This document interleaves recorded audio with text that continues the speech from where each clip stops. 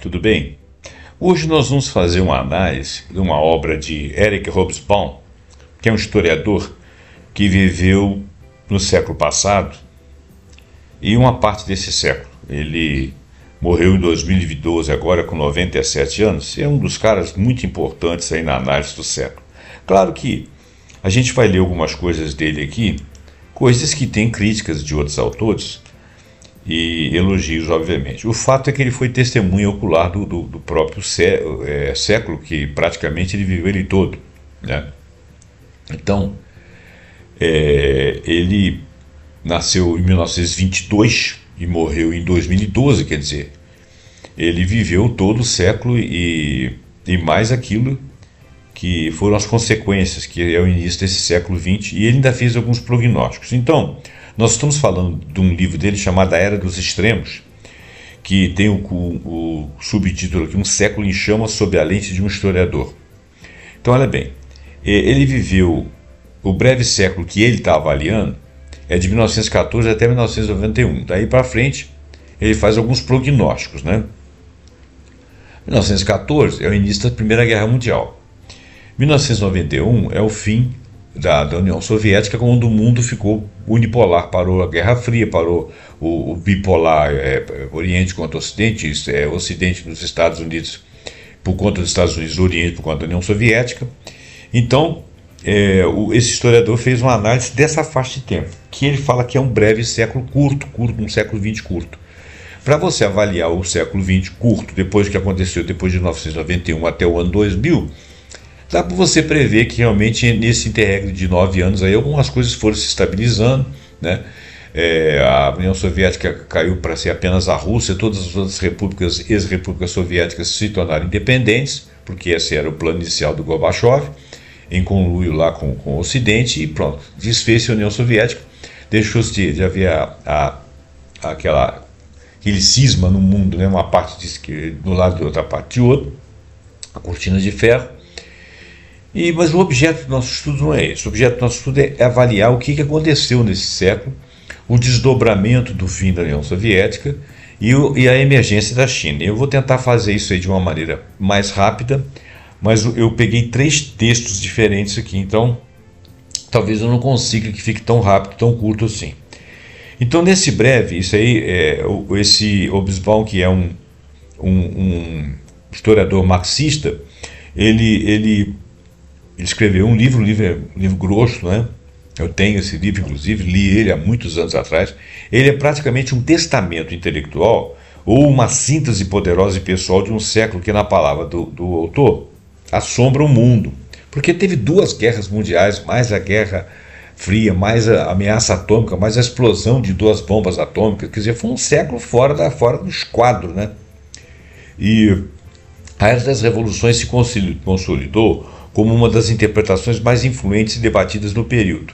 A Era das Revoluções, livro escrito por ele também. Quer dizer, ele falando sobre as revoluções, né? Para compreender sua profundidade e seu legado, é essencial analisar as resenhas críticas que outros acadêmicos fizeram. Então, o que eu estou aqui na mão são a resenha de parte de alguns livros dele para chegar até a Era dos Extremos e os prognósticos do que ele fez, do pensamento dele, do que viria a ser depois. Muita coisa ele acertou, outra coisa, algumas estão em suspenso. E por que a gente está falando isso? Exatamente para a gente poder fazer um construto histórico aqui com base em resenhas de vários historiadores falando sobre ele, concordando e até discordando. Então é um estudo assim que, se você tiver paciência de ouvir, você vai ganhar em conhecimento. Começamos aqui no século XX, tem 3 atos, a Era das Catástrofes. Ora, catástrofe inicial aí, 14 até 45 do século passado. Esse período é marcado por 2 guerras mundiais, a Grande Depressão, a ascensão do fascismo. O Hobsbawm argumenta que a Primeira Guerra Mundial ele desmontou aquela que era a sociedade liberal do século XIX, criando um vácuo que foi preenchido por forças extremas. A crise econômica de 1929, por sua vez, demonstrou um fracasso do capitalismo no laissez-faire e pavimentou caminho para soluções radicais, tanto à direita, no fascismo, quanto à esquerda, do comunismo soviético. O período culmina no colapso da civilização europeia, como o Holocausto e a Segunda Guerra Mundial. Então esse é o primeiro período da catástrofe. Exemplo, Hobsbawm descreve a Grande Depressão como sendo um mero evento econômico. Mas, como linha divisória que destruiu a fé no progresso automático e levou milhões a considerar o socialismo ou o fascismo como únicas alternativas. Então, o Hobsbawm, ele emprestou uma opinião a respeito disso. Ele falou assim: o fato de ter acontecido um capitalismo que foi evoluindo sem regras e chegou à crise de 1929, que levou milhões a considerar que ou o fascismo ou o socialismo seriam coisas razoáveis de existir. E a crise de 20 e o fascismo e o socialismo já estava sendo gestado já durante a guerra, a queda da Rússia para o socialismo dos bolcheviques, né? A Revolução Russa. E ali influenciou uma série de países. A Alemanha tinha discussões, a França tinha discussões das comunas e etc. E aquela crise ali, e o fascismo também já aparecia já na Itália, na década de 20, na própria Alemanha na década de 20, 30, mas depois da crise de 29 ficou bastante evidente. Então essas forças mais extremadas começaram a crescer ao longo dessa década de 30, algumas se estabeleceram nessa década de 30 e culminaram na Segunda Guerra a partir de 39. Então, esse progresso automático não houve, né? Milhões considerados ou fascismo ou socialismo como alternativas viáveis. Quer dizer, soluções de força, soluções de mudar completamente o sistema. O mais interessante é que quando as pessoas ficam meio perdidas, elas começam a pensar em soluções que seriam soluções radicais. O fascismo nunca será a solução, porque ele parte de uma classe dominante, que continuará dominante e vai manter as outras classes abaixo de si, através de propaganda, através de messianismo e através de regimes ditatoriais, totalitarismo. Então ele jamais terá solução. Ele é discriminatório, ele é racista, ele tem problema com gênero, ele é uma sociedade hierarquizada, ele é uma sociedade que é contra a mulher. E então é um anti-civilização, vamos dizer assim. E o socialismo já seria uma ideia, se você olhar para uma sociedade liberal incipiente, se você radicalizar tudo, dividir a riqueza de todo mundo, que todo mundo pensa que socialismo é exatamente isso, seria o outro lado da radicalização. Claro que existiam grupos radicais da esquerda que achavam que o comunismo tinha que vir através da revolução. Então essas ideias, revolução comunista ou uma revolução fascista, esses dois extremos, é o que mais orbitava a cabeça das pessoas no momento daquelas crises.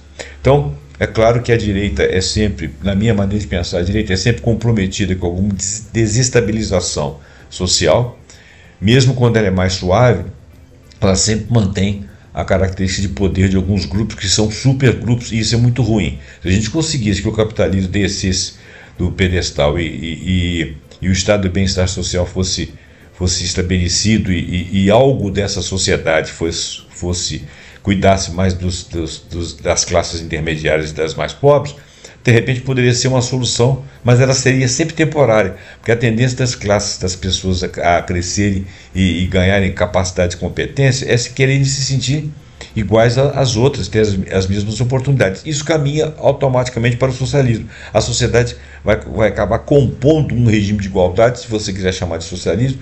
Já o comunismo, em cima na sequência do socialismo, seria o quê? Uma utopia. Então eu não estou defendendo isso, não sou um estudioso disso aí, né? Eu defendo uma sociedade mais igualitária e tal, minha mente é progressista e tal, mas eu não posso falar em nome de quem estudou a fundo e fez opções por esse tratamento, porque isso é uma coisa que eu não fiz ainda. Eu nunca fiz esses estudos. Eu fiz leituras, não estudos. Então eu não vou me declarar isso ou aquilo, mas eu realmente penso progressistamente. Agora, a extrema de você chegar lá e fazer uma revolução comunista, ou o extremo de você fazer uma revolução fascista, eu consigo entender que são extremos que, dependendo da situação, não resolvem o problema, apenas extremizam e colocam ele em carne viva, né? Em cima da necessidade de produção industrial,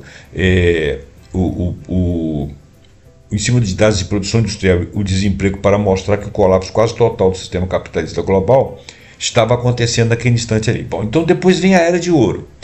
1947 até 73. Após a catástrofe, o mundo, particularmente o Ocidente capitalista, experimentou um período de crescimento econômico sem precedentes, prosperidade social, relativa estabilidade política. O Hobsbawm atribui esse, entre aspas, milagre a um pacto social keynesiano. Keynesiano é aquele que tem o pensamento de que o Estado tem que bancar alguns, ele tem que se posicionar diante de alguns negócios para o público, ele tem que auxiliar as classes mais baixas, ele tem que ajudar a montar cooperativas, ajudar a montar empresas, ele tem que investir em áreas de segurança do Estado, em indústrias de pesada, a base da sociedade, porque senão e deixar a iniciativa privada caminhar, mas dar uma base de uma infraestrutura de forma que haja pleno emprego, que possa haver pequenos empresários ganhando seu dinheiro, os grandes também, a disseminação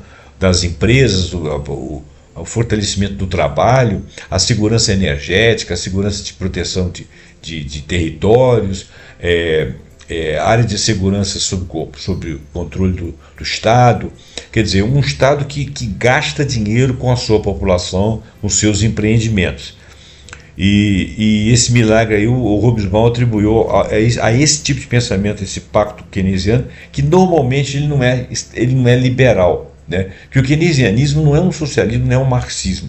O keynesianismo é o Estado capitalista que investe em produção, em empresas de base que possam dar segurança ao país de crescimento. Ele investe no crescimento do Estado, com o dinheiro do Estado, crescimento do país com o dinheiro do Estado. Então, esse estado de bem-estar social se estabeleceu por causa disso. As pessoas ganhavam muito bem, quando criaram saúde pública bancada, as pessoas tinham saúde de graça, alguns tinham escola pública de graça de boa qualidade, e isso em países centrais capitalistas, não era país socialista não. Então criou um estado de bem-estar social. Então foi uma área de revolução tecnológica, o consumismo de massa cresceu muito significativamente, mas também foi um tempo de Guerra Fria, que paradoxalmente impôs uma certa disciplina e um medo que contiveram conflitos diretos entre as superpotências. Mas isso aqui é uma coisa que eu tenho uma opinião própria. Isso aí foi um maniqueísmo histórico de você dividir, depois da Segunda Guerra Mundial, o mundo em dois estados: o chamado mundo livre, que era o Ocidente aqui capitaneado pela Inglaterra, Estados Unidos, França, Alemanha, e o mundo socialista, capitaneado do outro lado da cortina, chamada cortina de ferro, que era o mundo socialista, comunista. Nele estavam os soviéticos e logo depois a população da China, né? Um grande contingente de pessoas. Quer dizer, o mundo estava realmente dividido ao meio. Muito bem. Eles falam de algumas vantagens que teve, porque muito incremento tecnológico. Eu acho que uma das vantagens que teve era controle lado a lado. Os que controlavam do lado de lá eram os mandantes, os que controlavam do lado de cá era mandante, a gente era mandado também, comandado também. Esse papo de que isso aqui era o mundo livre, nós aqui nos sentimos democráticos, né? Nós nos definimos como democráticos. O socialista lá que cuida de todo mundo e que dá um salário, dá leite, dá vale leite, dá isso, dá aquilo, para que todo mundo tenha alguma coisa, uma casa, ele também se sente democrático. Então, isso é um maniqueísmo. Eu achava que não tinha que ter separação nenhuma, cada um ia para o lado que bem entendesse. Mas o lado de cá quis ter hegemonia de um lado, o outro lado lá falou: não, peraí, quem ganhou a guerra fui eu também quero meu naco, né? Aí ficou com o naco do lado de lá. Eu chamo isso de maniqueísmo histórico. Então, mas isso é minha opinião, você pode discordar. Eu não sou historiador, não sou marxista, não sou estudioso do marxismo. Então, para poder falar dessas coisas, a gente tem que ter um pouco mais de base, porque o que eu estou falando aqui é a minha opinião. Você pode, inclusive, desconsiderá-lo. Muito bem. Fonte do que eu acabei de falar. O Hobsbawm baseava-se extensivamente em dados econômicos da OCDE, do Banco Mundial, para demonstrar que taxas de crescimento e PIB, expansão do comércio internacional e avanço na expectativa de vida e de educação era o que estava vicejando naquela época. Então foi uma era de ouro. Ele vê esse período como uma prova de que o capitalismo reformado e regulado poderia funcionar, mas alerta que suas bases eram temporárias. Porque o próprio Hobsbawm, ele era um marxista heterodoxo. Veja bem, o que seria um marxista heterodoxo? Ele seria aquele cara que não acompanha exatamente as evoluções que os países comunistas e socialistas fizeram. Então, por exemplo, ele não concordou necessariamente com certos posicionamentos de Stalin, os gulags que foram mantidos na Sibéria, ele não concordou com as revoluções culturais chinesas, a Revolução Cultural Chinesa, que morreu muita gente. Então, esse sentido mais ditatorial, mais de comando, mais de expurgo que havia nessas duas eras, nesses dois lugares diferentes, e que o Hobsbawm avalia como expurgo, avalia como ditaduras e avalia como governos totalitários, ele não concordava. Então ele tinha a ideia do marxismo, achava que o marxismo era uma teoria bem montada, mas as práticas daqueles que eram marxista-leninista, ele não necessariamente concordava, né? Então, mas ele não chegava a ser um liberal também. Bom, o desmoronamento depois da década de 70 até 91, quando houve a queda da União Soviética. A crise do petróleo de 1973 marca o fim da Era de Ouro, né? O fim da Era de Ouro, que foi o fim da Era de Ouro e o início de um longo período de estagnação. Aí esse aqui foi o problema. Depois veio uma estagnação, uma instabilidade, finalmente o colapso do bloco soviético. Hobsbawm analisa como as tensões acumuladas, a crise fiscal do Estado, a inflação, o ressurgimento do capitalismo financeiro desregulador, o neoliberalismo atual, levaram ao abandono do consenso keynesiano e a ascensão do neoliberalismo sob Thatcher e Reagan. Isso aí foi a desgraça da humanidade. Tá? Tem dois seres que ajudaram a prejudicar, duas lideranças que ajudaram a prejudicar o mundo inteiro, foi a Thatcher e o Ronald Reagan. O século então termina para Hobsbawm não com um triunfo, mas com uma década de crise no final, né, generalizada, onde as antigas certezas ruíram e um novo mundo incerto e perigoso emergiu. Aqui não se falou da crise do petróleo, do surgimento da OPEP, da queda dos acordos lá da modificação do Bretton Woods, quando o patrão ouro deixou de ser o fiel do dólar. O dólar passou a ser a moeda sem estar associada ao valor do ouro, né? E a moeda fiduciária passou a ser o dólar sem o ouro, ou seja, não precisava de converter uma quantidade, o país não precisava de converter uma quantidade de dólar que ele possuísse em ouro. O dólar pura e simplesmente valia. Então o Banco Central americano podia emitir dólar à vontade, porque ele não tinha que ter uma contrapartida em ouro. E isso aí começou a desregular as economias internacionais, porque como o padrão era dólar, você tinha que vender a alma para poder adquirir dólar, enquanto que os Estados Unidos passavam na sua frente, porque ele não tinha que adquirir ouro para poder emitir dólar. Ele emitia dólar a quantidade que ele quisesse, ele passou a ser dominador.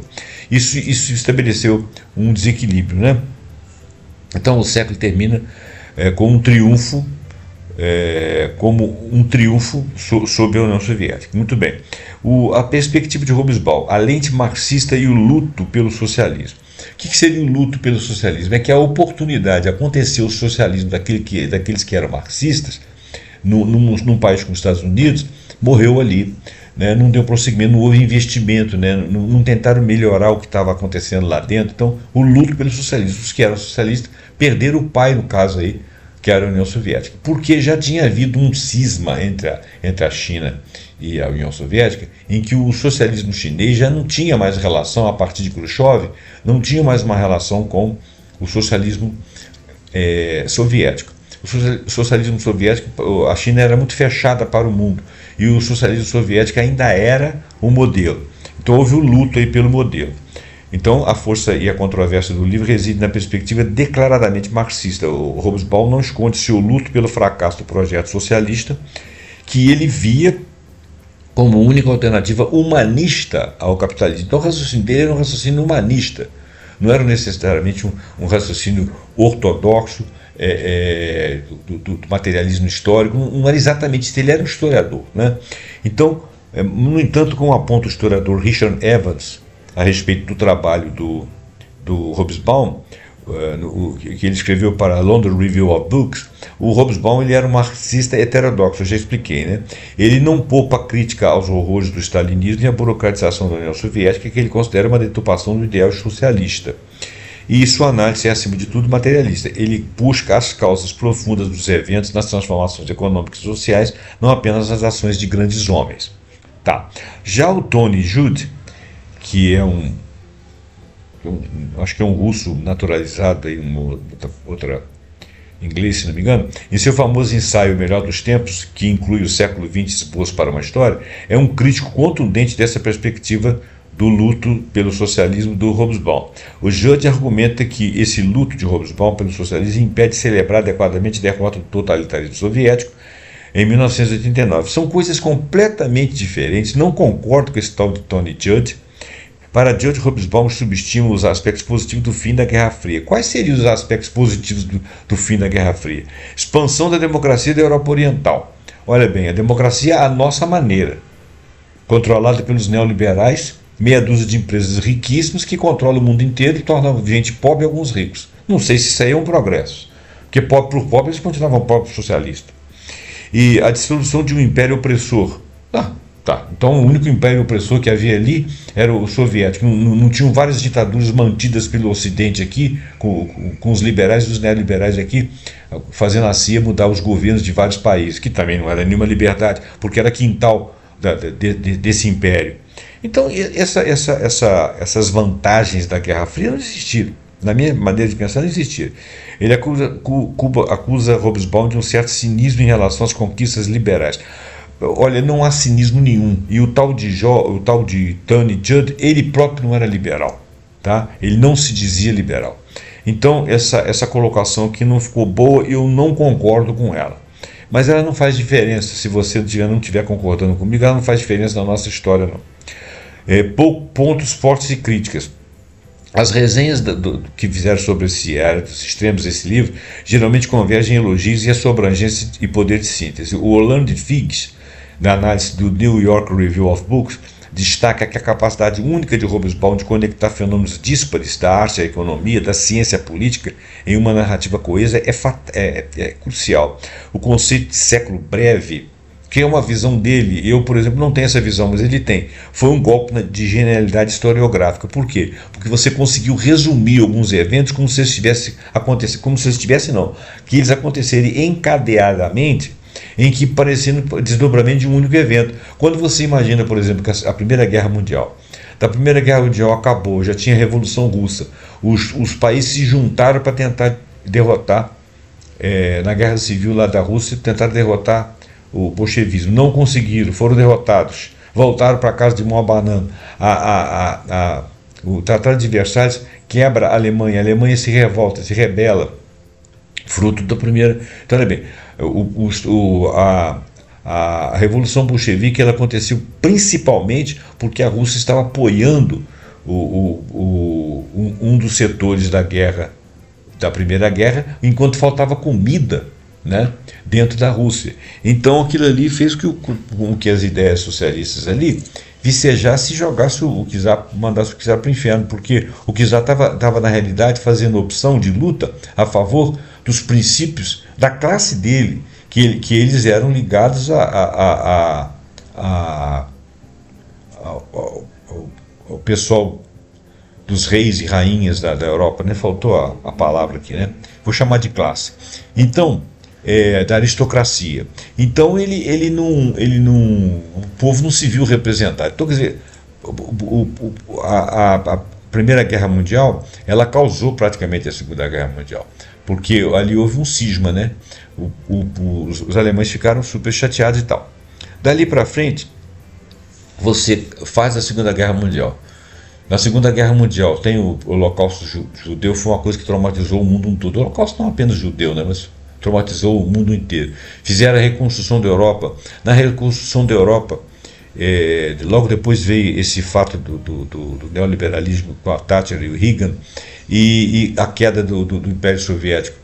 Quer dizer, esses eventos passam por uma miríade de fatores que eram causa e consequência, fizeram com que todos eles estivessem ligados. É óbvio que você vai falar assim, pô, mas isso continua ligado até hoje. Foi historicamente tal. Tudo bem, claro que sempre foi. A Primeira Guerra Mundial ela veio de alguma coisa, ela não apareceu do nada. Então ela tem continuidade lá para o século XIX. Mas o que eu quero dizer é o seguinte, é que ele pegou aquela classe de eventos ali que foram traumáticos e que eram catastróficos, que aconteceram todos num mesmo século, né? E por causa disso, entre todas as causas e consequências, que ele inclusive deixou de falar aqui, porque não era o caso que nós estamos falando do breve século XX, foi uma sacada genial. Agora, eu não concordo muito com isso, porque, como eu disse para você, antes da Primeira Guerra Mundial, você tinha insumos para que ela ocorresse. E depois da Segunda Guerra Mundial e depois do final da Guerra Fria, a queda da União Soviética, você tem insumos para tudo que está aconteceu hoje. A história sempre foi assim, ela evolui por ciclos, né?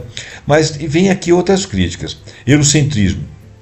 O tal de Dipesh Chakrabarty aponta, o historiador indiano, ele aponta que, apesar do seu título global que o Hobsbawm deu, que ela é muito focada na Europa, ou seja, é o olhar europeu para o resto do mundo, né? E a trajetória do século breve é apenas a trajetória da Europa, segundo ele aqui. O terceiro mundo, na terminologia de Hobsbawm, né, que eram os países que não eram centrais, entra na história principalmente como um palco para dramas de colonialismo, descolonização e de Guerra Fria. As dinâmicas internas e as histórias da Ásia, especificamente da África e da América Latina, são frequentemente subsumidas da grande narrativa ocidental. E é verdade. Entendeu? Ninguém sabia os desdobramentos que estavam acontecendo na Ásia, na África, na América. A América, em parte colonizada ideologicamente e mantida sob o poder de quintal dos Estados Unidos, a Ásia submetida ao fim da dominação de ingleses e americanos com invasões de tudo. A África a mesma coisa, colonialismo lá, a África ainda na mão de franceses e outros povos. Então, e a América Latina aqui, que sofria sempre intervenção para continuar sendo quintal do Império. Resumo, tudo que aconteceu lá fora, aquilo que repercutiu nesses lugares, Ásia, África, América, que de resto é o maior resto do mundo possível, né? Se você pegar a América do Norte e meia dúzia de países europeus, o que sobra do mundo todo? O resto é muito maior do que essa meia dúzia aí, né? Então, por exemplo, a análise da Revolução Chinesa, que não foi colocada, é tratada em grande parte como reflexo do cisma sino-soviético, o que não é uma verdade absoluta, tá? A Revolução Chinesa, a Revolução Cultural Chinesa, ela não teve como base, ela não é reflexo do cisma sino-soviético. A Revolução Cultural, ela aconteceu porque o Mao, ele não concordava com certa linha do soviético, não resta dúvida. Mas acontece que quando ele viu essa linha soviética acontecendo dentro do país dele, e algumas coisas que ele chamava de capitalismo e tal, ele desceu o porrete, começou a fazer a perseguição, separou grupos, modificou o status quo das pessoas e tal. Então, essa briga que teve lá dentro, ela não é simplesmente por causa da dissociação do pensamento soviético do pensamento chinês. O chinês sempre teve um pensamento próprio. Hoje em dia, se você fala em capitalismo, você fala capitalismo no estilo chinês. Se você fala de socialismo, você fala socialismo no estilo chinês. Se você fala de comunista, estilo chinês. Você fala de finanças, todo o estilo chinês é ele que tem, e ele é muito bom de ideia, né? Bom, tratamento do fascismo. Alguns historiadores, como Ian Kershaw, consideram que Hobsbawm enfatizar as causas econômicas não dá peso suficiente ao caráter ideológico e racial do nazismo, tratando primariamente como uma resposta à crise do capitalismo, o que não é verdade apenas e pura e simples. O fascismo ele não ocorreu apenas por questões econômicas. Tem todo um estudo, um tratado sociológico, eu diria até antropológico, que a gente poderia situar melhor e exemplificar melhor o fascismo. Claro que ele se precipitou com uma teoria radical num momento em que as pessoas abraçam soluções radicais por questões econômicas, por questões de estar estar no sufoco. Então se abraça uma coisa ou outra, né? Mas, como por exemplo lá o Irã estava sob a égide lá do Reza Pahlavi, uma corrupção danada, o país sendo doado para os outros e tal. Então eles não eram exatamente a religião histórica da Pérsia e do Irã, que é a mesma coisa, né? Era o zoroastrismo, mas tinha uma boa quantidade de muçulmanos sunitas, que depois um grupamento xiita quis modificar e ser diferente, talvez por causa de questões lá com a Arábia Saudita, que eu não sei dizer quais são, eles resolveram que o xiismo que ia vicejar. E o xiismo ganhou força e de repente precisava de revolucionar aquilo tudo. Todos apoiaram a Revolução Islâmica, que não seria, vamos dizer assim, uma coisa central para o país, né? Porque o país não virou uma teocracia islâmica, xiita, o que não é exatamente um senso nacional, né? Então, no momento em que você, não sei se foi pior ou bom, teríamos que estudar mais profundamente, mas o fato é que não deixa de ser uma coisa radical quando você muda todo o status quo. Então, é isso que eu falo, o fascismo ele não surgiu apenas por causa dessas questões econômicas, não. Existe uma gestão ali dentro, causas racistas, misóginas, a sociedade o fascismo, ele em geral, ele é um pouco não liberal, ele é mais por lado da aristocracia. Então era um ranço da aristocracia, daquele poder de algumas elites ali que eram inatacáveis, que sequer eram vistas no mundo, no dia a dia. Então o fascismo tem a ver com isso aí. Então isso aí foi uma crítica que o cara fez, que eu até de certo ponto concordo. Tom profético e pessimista.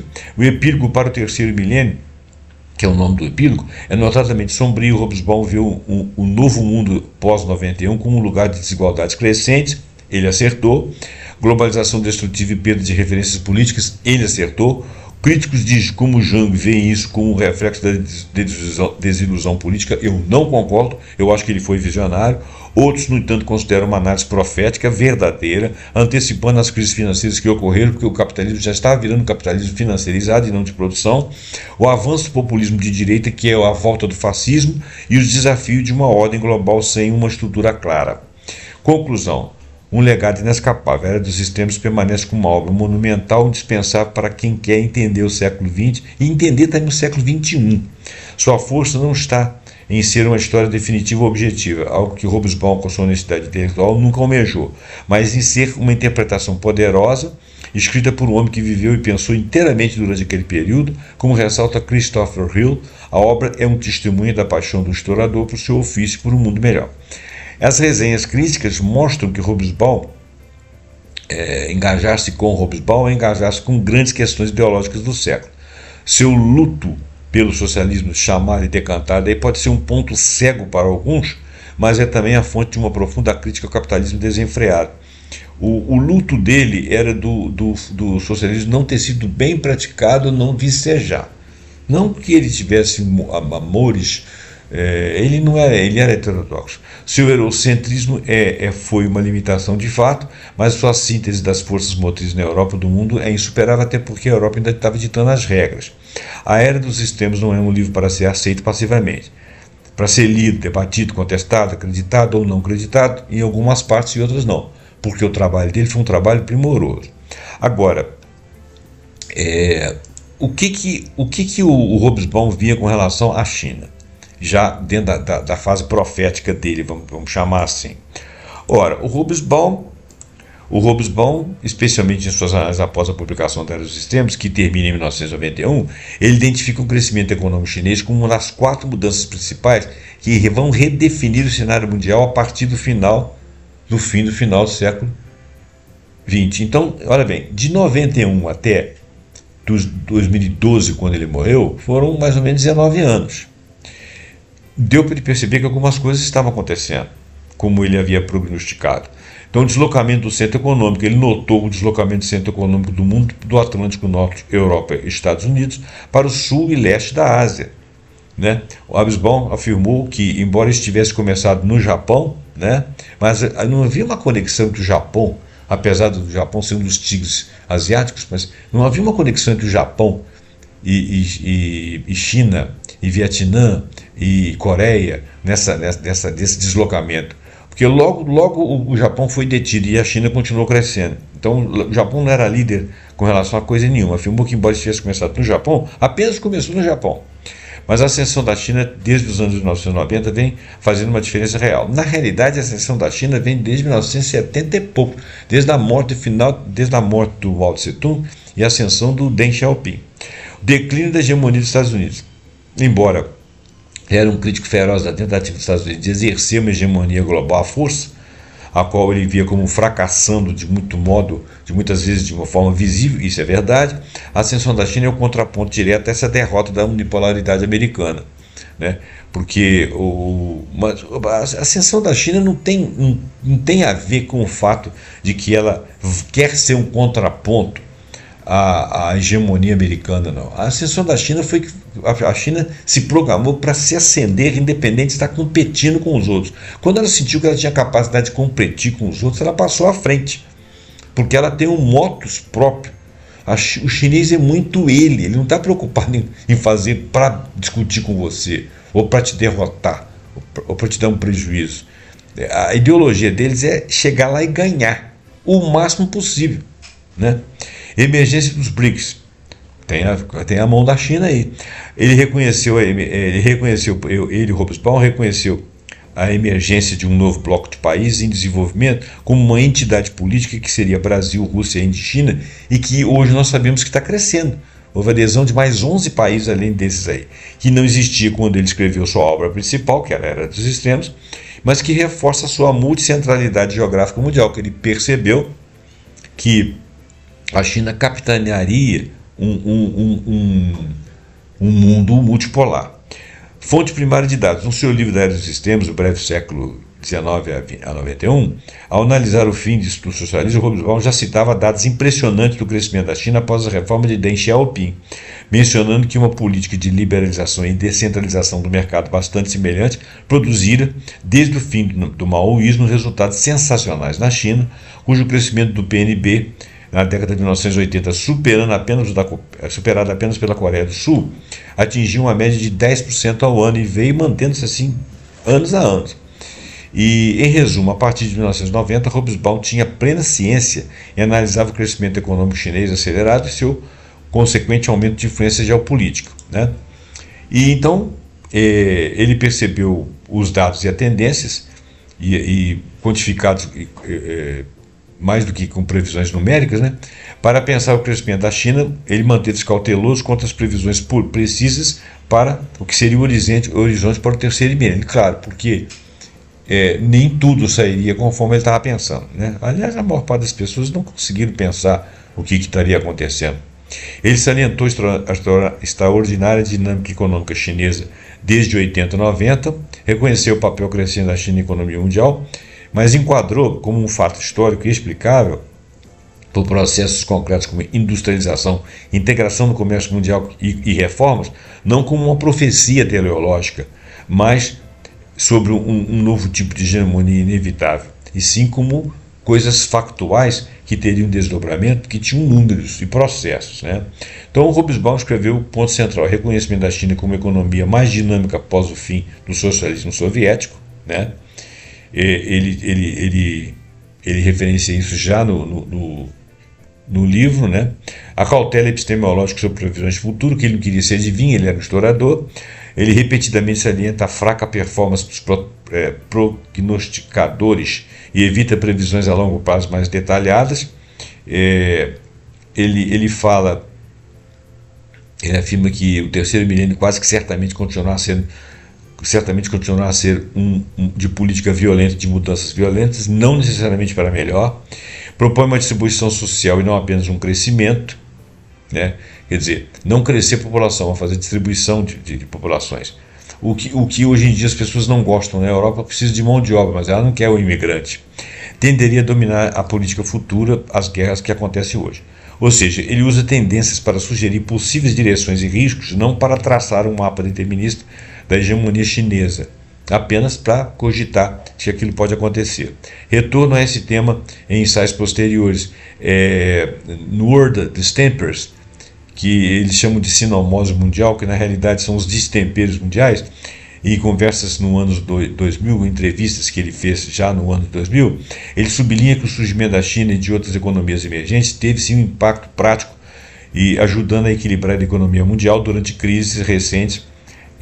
Isso revela que, para Hobsbawm, a China já é um fator geopolítico econômico relevante, já no limiar já no início do milênio. E Hobsbawm não se baseia apenas em interpretações e chavões geopolíticos, né? Ele traz informações históricas, demográficas e econômicas, fatos sobre fome, industrialização, esperança de vida, índice de crescimento. A expectativa de vida na China é muito alta. A China tirou 800 milhões de pessoas da miséria. Os índices de crescimento da China, mesmo em época de destempero e de recuo do comércio mundial, ela ainda manteve patamares não de 10%, mas de crescimento de 7%, 8%. E durante a pandemia, nos anos pós-pandemia, ela ainda manteve crescimento de 5%, que é maior do que todos os outros. Então, na área dos sistemas, ele mistura dados e interpretação para criticar e situar a China nos processos do século XX. Ele tem um tom ambivalente, nem apologia, nem alarme simplista, até porque ele não tinha bola de cristal, né? E o seguinte, ele faz algumas colocações, né? Houve um tempo de fome endêmica, 70 e 80 na China. Hobsbawm reconhece que a China teve um momento de crise alimentar severa, vinculados à política, o que mostra que ele não idealizava o milagre econômico sem contradições na China. Porque a China teve fome, mas ela estava aplicando recursos em outros lugares. Quer dizer, ela foi um pouco pragmática, né?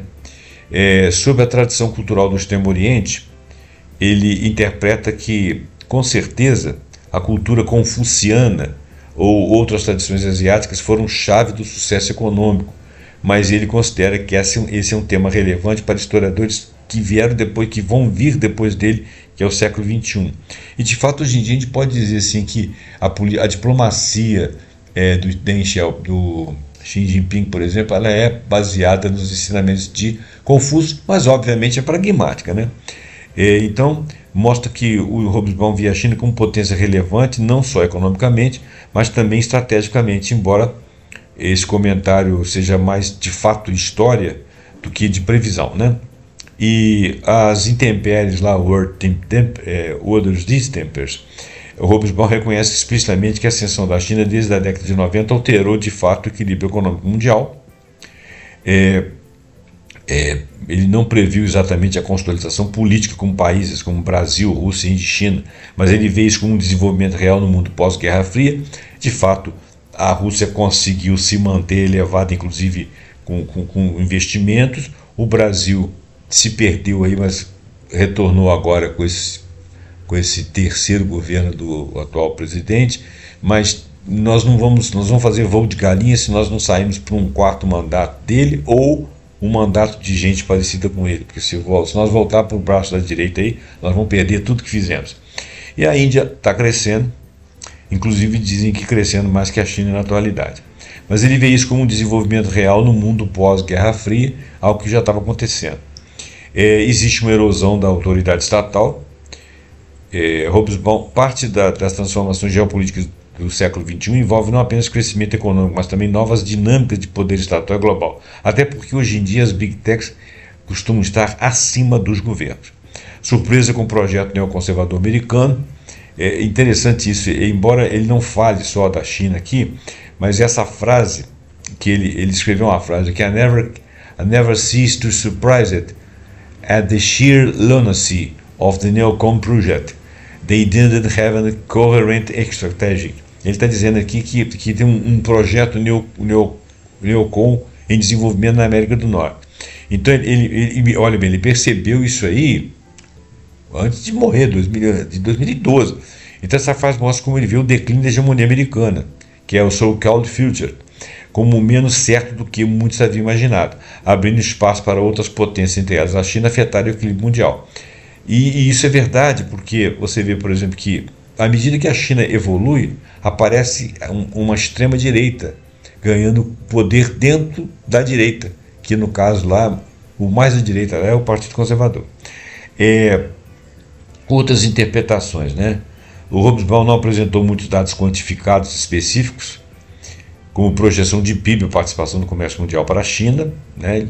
Não acho que ele tem obrigação. Ele sugere que alguns aspectos históricos, como tradições culturais asiáticas, devem ser objeto de estudos nos historiadores atuais, porque isso vai fazer parte da comunidade chinesa, e isso vai dispersar para além da China. E suas reflexões sobre o World Steampers são feitas já com conhecimento posterior de 91, quer dizer, não são propriamente previsões originais. Conclusão.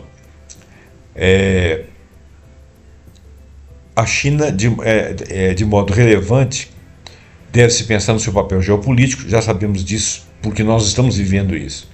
Essas citações devem ser usadas com cautela. Ele não profetiza um domínio chinês incontestável, e ele também não diz que a China requer esse domínio. A China vai dominar até por uma questão de inércia, porque ela está crescendo muito, ela está ficando muito grande, mas ela não sabe se ela vai exercer de maneira factual ou pensada esse domínio, porque de repente ela não quer domínio, ela quer uma participação no mundo multipolar, ela quer players com ela e quer ganhar o dela, né? Ele não fala nada sobre isso, ele não oferece modelos futurísticos rígidos. E as citações que sustentam Hobsbawm sobre a China emergente são ela como um ator estruturalmente importante. Tudo nós já sabemos. Bom, então eu vou finalizar o nosso estudo aqui. Espero que você tenha gostado desse estudo. Dá uma olhadinha, uma lida aí sobre Eric Hobsbawm. Ele realmente tem livros interessantíssimos para a gente conhecer a história, o que explica muito do nosso mundo atual. É uma pena que ele não está vivo, e, né, ele teria que ter quantos? 2022 ele já teria 103 anos, né? Ele teria que estar atuante ainda e escrevendo e participando, né, para fazer análise do que está acontecendo agora e dos desdobramentos. Bom, eu agradeço você ter estado conosco até agora. Dá uma força para a gente, né? Deixe o seu comentário, compartilhe esse vídeo, assine o nosso canal e até o próximo programa pontuando com alguma ideia que nós acharmos muito interessante. Muito obrigado.